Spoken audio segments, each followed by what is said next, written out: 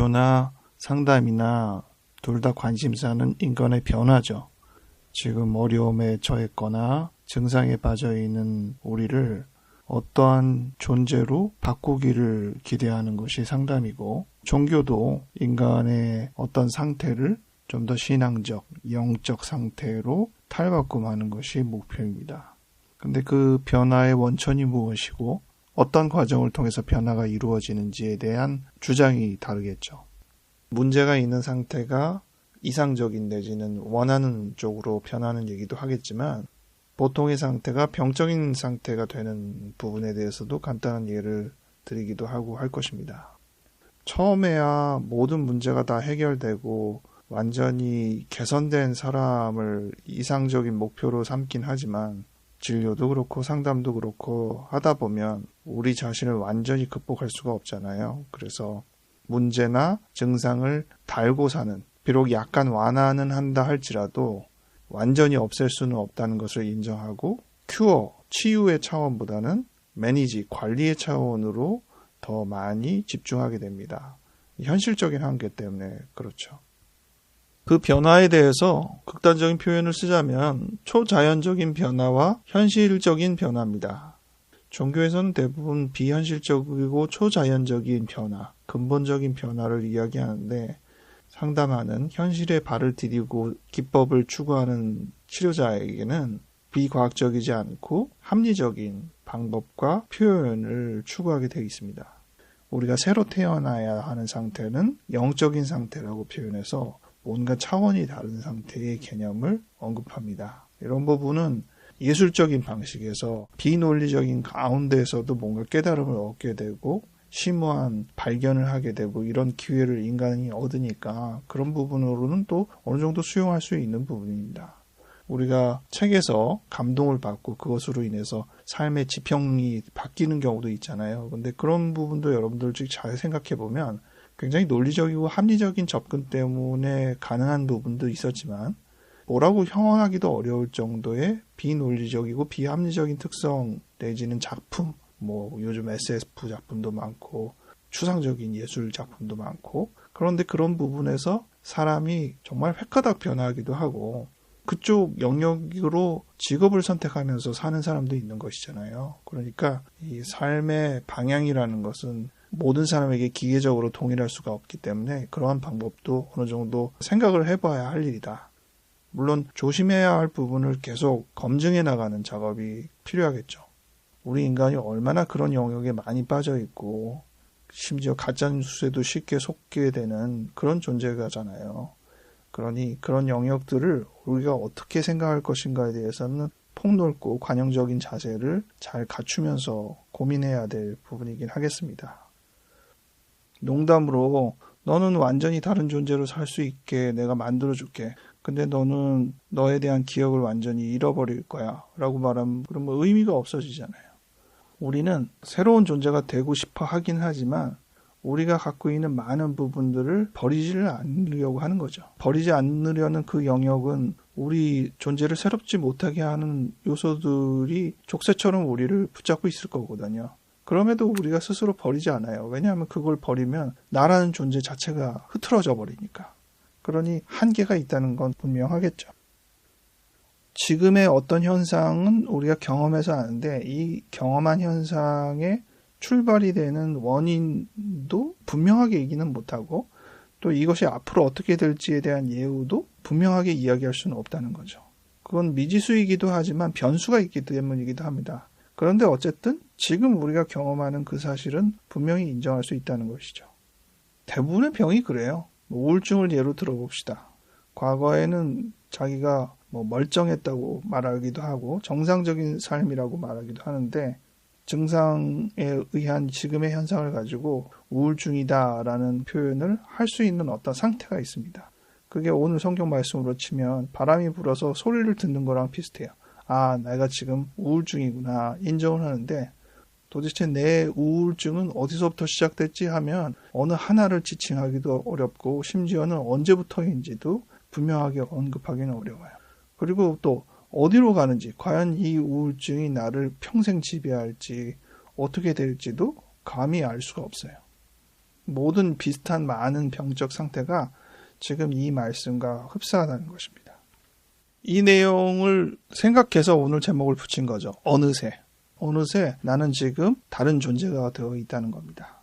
앞서서까지는 계속 좋아진 상태를 예를 들어서 말씀을 드렸지만 사실 반대도 된다는 거죠. 비교를 괜찮았는데 어느새 나는 병적인 상태, 어려움에 처한 상태가 될 수도 있는 거잖아요. 긍정적으로 변하는 상태도 그렇다는 거죠. 스르르 어느새 하다 보니까 좋아지는 경우가 많고, 제가 약물치료 설명할 때 늘 강조하는 게 오늘부터 약 먹으면 바로 나아지는 게 아니라 운동하듯이 비타민 먹듯이 오늘부터 차곡차곡 매일매일 하다 보면 어느새 좋아집니다. 얘기도 하고요. 상담에서 추구하는 어떤 사람이 되기 위해서는 매번 계획된 그 상담의 기간을 꾸준히 지키면서 거쳐가야죠. 여러분은 어떤 존재로 변화하기를 원하고 또 다른 사람을 어떤 존재로 변화시키려고 노력하고 있습니까? 접근의 방식을 잘 살펴보면 조금 더 현실적이고 논리적이거나 합리적인 부분을 가급적 추구하려는 방향이 있는가 하면 좀 더 비현실적이고 어떻게 보면 예술적이기도 하고 어떻게 보면 종교적이기도 하는 그런 영역, 그런 차원을 중시하면서 노력하기도 하는데 무조건 한쪽이 틀렸다라고 말하기는 어려울 것 같고요. 그렇다고 다 허용될 수는 없고 우리가 어떤 기조를 가지고 이 부분들을 잘 감당해야 하나 고민하게 됩니다. 무엇보다도 여러분 개인이 지금 어떤 증상이나 어려움에 의해서 고통받고 있다면 그 부분을 조금이라도 더 한시름 놓을 수 있고 가벼워질 수 있기를 기대하며 방향을 잘 정할 수 있기 바랍니다. 어떤 이들은 쉬지를 않죠. 쉬는 법을 잘 모르기도 하고 쉬면 어색한 사람들도 있습니다. 가만히 있는 것을 오히려 불안하게 여기는 유의 사람들도 있는데 이런 류의 사람들과 관련지어서 생각할 수 있는 심리적 용어로 타이라니 오브 슈드라는 표현이 있습니다. 카렌 호나이라는 여성 분석학자가 쓴 말인데 영어로 should라는 말은 뭐뭐 해야 한다라는 표현이죠. You should 하면은 너는 뭐뭐 해야 해 뭐 이런 말인데 그러한 should가 타이라니, 폭군처럼 개인을 억압시킨다 이런 표현입니다.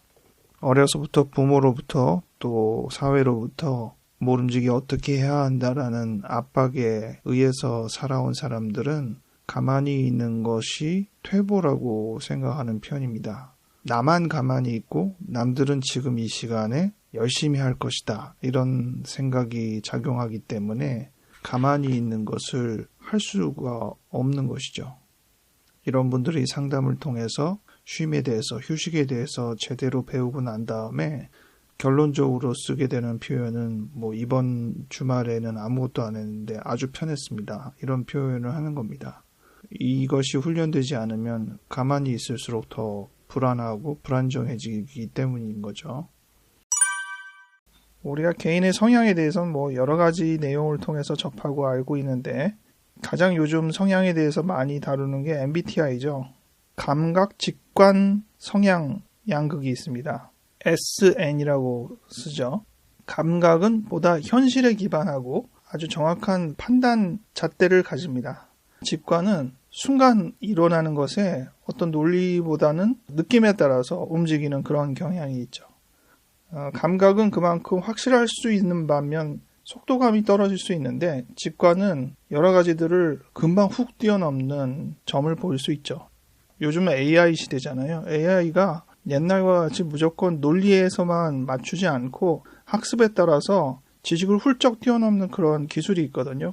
어떻게 보면 그동안의 컴퓨터 발달은 이 감각 발달에 의해서 쭉 발달을 해오다가 지금 AI의 도리에 의해서 직관이 이제는 인간의 전유물만 아니라 기계에서도 활용될 수 있는 특성으로 볼 수 있다고 해야겠습니다. 제가 MBTI 예를 들었는데 그냥 인지정서라는 성향으로 설명할 수도 있어요. 인지적인 사람은 논리를 앞서기 때문에 냉정하고 분별력이 좋고 하지만 감성이 떨어지죠. 정서적인 사람은 따뜻한 감성을 가지고 움직입니다. 그러나 또 그 감성 때문에 이성적인 판단이 결여되는 경우도 많이 보게 됩니다. 아까 말씀드린 SN과 약간 비슷하긴 한데 완전히 똑같은 건 아니죠. 또 TCI 검사가 있습니다. 기질 성격 검사에는 성격 척도 중에 자기 초월 척도라는 척도가 있어요. 점수가 높을 수도 있고 낮을 수도 있죠. 자기 초월 점수가 낮으면 현실적인 사람을 말해요. 반면 자기 초월 점수가 높은 사람은 비현실적이기도 하고 예술적인 사람이기도 합니다. 이 자기 초월이라는 그 개념 아래는 3개의 하위 척도가 있어요. 창조적 자기망각, 우주 사물과의 일체감, 영성 수용, 이 3가지 하위 척도가 있습니다. 창조적 자기망각이 낮은 사람, 자의식이 센 사람이라고 말할 수도 있고, 우주 사물과의 일체감이 높지 않은 사람, 너는 너 나는 나라고 이렇게 확실히 다른 거는 구별하려는 경향이 있는 사람, 영성 수용이 낮은 사람, 보다 유물론적이고 합리적인 사람, 이런 사람은 자기 초월 점수가 내려가는데 현실적인 사람, 세상적인 사람 이렇게 말을 할 수도 있는 겁니다. 여러분은 어느 쪽에 속하나요? 한쪽에 치우쳐 있나요? 자주 좀 왔다 갔다 하시나요? 오늘 제가 사사시대에서 왕정시대로 넘어가는 얘기를 지금 하고 있는데 이 왕정시대로 넘어가는 게 보다 체계적이고 조직적인 사회로 옮겨가는 거라고 얘기했잖아요. 성향적으로 말하면 MBTI의 S, 감각에 조금 더 준하는 사회가 되는 것이고 인지정서 차원으로 보면 보다 인지적인 사회로 나아가는 것이고 TCI의 이 자기초월적인 요소로 보자면 자기초월 척도 점수가 낮은 성향으로 사회가 옮겨가는 것입니다. 그게 과연 좋으냐? 무조건 좋고 무조건 나쁘고 이렇게 얘기할 게 아니라 다 장단점이 있다라고 말을 하는 것이 바람직하겠죠. 근데 이렇게 조직이 되면 그만큼 체계가 커지다 보니까 체계가 갑자기 무너지는 것을 조심스러워해서 이 조직을 유지하는데 세습이 많이 이어집니다.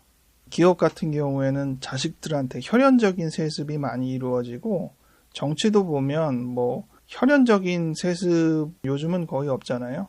대신 정당이나 계열들이 계속 그 계보를 이어가는 특성을 보입니다. 그 체계 조직에 길들여지다 보니까 거기서 변화의 폭을 또 수용하지 못하게 되는 단점이 생기는 것 같아요. 교회도 마찬가지예요. 조직화가 되어서 어느 정도 교회 세력이 커지면 그 교회는 굉장히 경직되는 교회가 되고 그런 교회에서 세습이 많습니다. 그래서 이 조직과 체계를 우선하고자 하는 흐름도 필요하다면 수용하고 받아들여야 하지만 동시에 그것을 통해서 잃어버릴 수 있는 반대쪽 측면을 자꾸 보완해 나가는 것이 필요하다.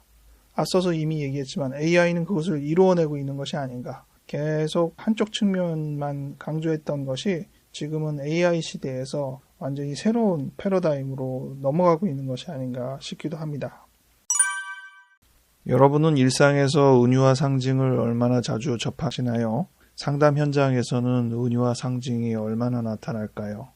가장 대표적으로 생각하는 것은 꿈이죠. 꿈은 많은 것을 상징으로 표현하기 때문에 본래 의미가 무엇인가를 해석하게 되는 꿈 해몽의 작업이 필요합니다. 그리고 문학 작품 속에서는 은유와 상징이 상당히 많이 담겨 있죠. 그런데 일상에서 대화에서 은유와 상징을 사용하는 예가 그렇게 많아 보이지는 않습니다. 물론 우리가 사람의 외형이나 민첩도 이런 걸 가지고 동물로 상징하는 예들은 접하긴 하는데 그 외에 그렇게 문학처럼 꿈처럼 우리가 상상 속에서도 쉽게 은유와 상징을 동원하지는 않는 것 같습니다. 은유의 반대 표현은 직유죠. 가령 너의 눈이 별처럼 빛난다 라고 하면 이게 직유인데 처럼 같이 이런 표현이 들어가는 게 되게 직유죠. 근데 은유는 그런 거 다 떼버리고 너의 눈이 별이다 이렇게 표현을 하는 것이 은유라고 설명 보면 나오잖아요. 그런 말을 우리가 일상에서 안 쓰죠. 이런 작은 부분만 해도 은유를 우리가 잘 안 쓴단 말이에요. 다시 얘기하면 은유와 상징은 우리가 직접적으로 표현하는 것을 돌아서 가는 작업이기 때문에 직접적인 표현이 어려운 상황에서 주로 나타난다는 것이죠. 그렇게 생각해 보니까 꿈처럼 은유와 상징을 상담 현장에서 드러내는 예들은 흔치는 않다는 생각이 들고요. 대신 우리가 은유와 상징처럼 흔히 상담 안에서 동원되는 또 일상생활에서 동원되는 방식은 딴 얘기입니다. 어떤 표현을 하기 위해서 그냥 다른 얘기를 하는 거예요. 대상도 다르고 상황도 다른데 거기에 어떤 특정인에 대한 감정이나 의미들을 담는 경우가 꽤 많죠. 그런 부분을 우리가 잘 이해하는 작업이 상담 현장에서는 은유와 상징을 해석하는 작업만큼이나 중요한 작업이라는 생각이 듭니다.